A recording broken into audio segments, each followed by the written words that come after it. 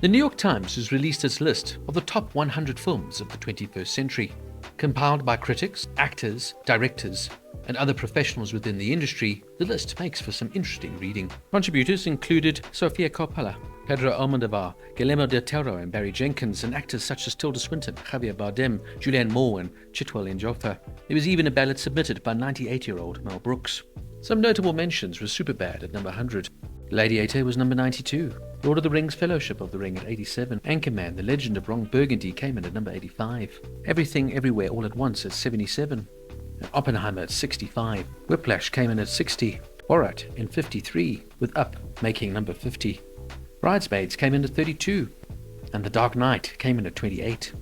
In at number 20 was The Wolf of Wall Street, at number 19, Zodiac, at 18, Tu m'aimes bien, at number 17 was Brokeback Mountain, at number 16 was Crouching Tiger, Hidden Dragon, number 15 was Brazil's City of God, at number 14 it was Quentin Tarantino's Inglourious Bastards, at number 13 was the sci-fi thriller Children of Men, at number 12 was The Zone of Interest, and at number 11 was Mad Max Fury Road.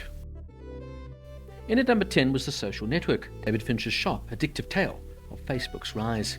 At number 9 was Spirited Away, Hayao Miyazaki's stunning, otherworldly animation, which was a spiritual feast.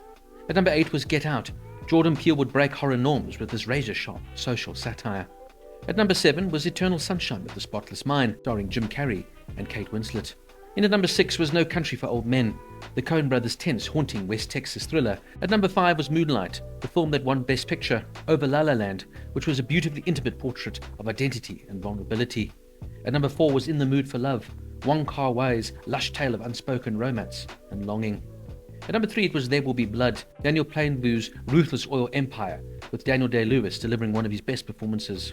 At number 2 was the David Lynch surreal classic Mulholland Drive, in this mysterious labyrinth of Hollywood dreams.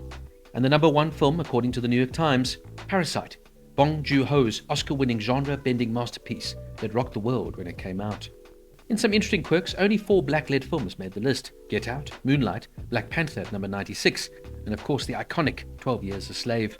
And there was no Spike Lee, Meryl Streep, or many other Oscar Best Picture winners. Around a quarter of the films on the list are in a language other than English, reflecting the international nature of the contemporary cinema scene. 11 of the films were directed by women. Fewer Best Pictures made the list than you might think. Though 3 are in the top 10, namely Parasite, No Country for Old Men, and Moonlight, only 7 others are scattered throughout the rest of the list. The likes of Crash, Green Book may have charmed Oscar voters where they debuted, but they haven't stood the test of time.